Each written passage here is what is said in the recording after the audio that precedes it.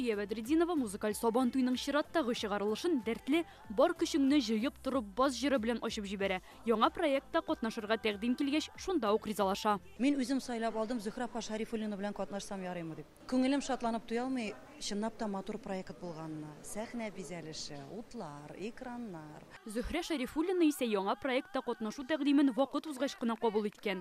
Мондый проектлар күбрәк яшьләр өчен эшлиләр бит инде.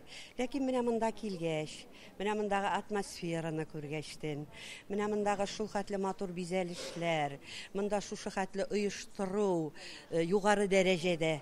Әлбәттә мин гел тынычланып калдым.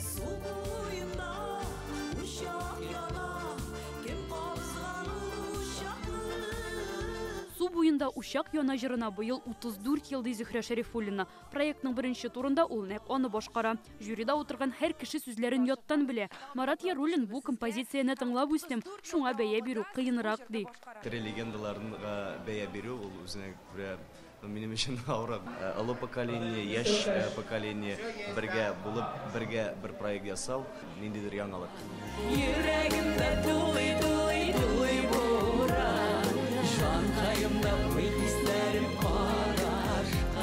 Мәйданга чираттагы йолдызлар Гөлназ Асаева белән Резида Шәрәфиева чакырыла. Жюри агзаларының шундый төрле фикерләре бик теге безгә кирәк ул, чөнки безгә үсеш өчен шит колак кирәк, профессиональ. Бик тулкынландыргыч инде белсәгез, әле мондый форматтагы тапшыруларның булганы юк иде. Үзебез өчен дә кызык, жюри әгъзалары өчен дә кызык.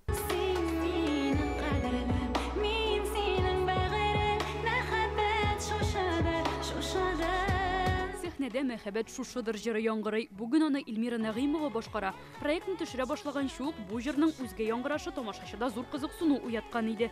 2000 елда да Лилия Хәмитова тарафыннан башкарылган бу композиция беркемне дә битараф калдырмаган. Яшьләр белән кушып булмый сүз дә юк.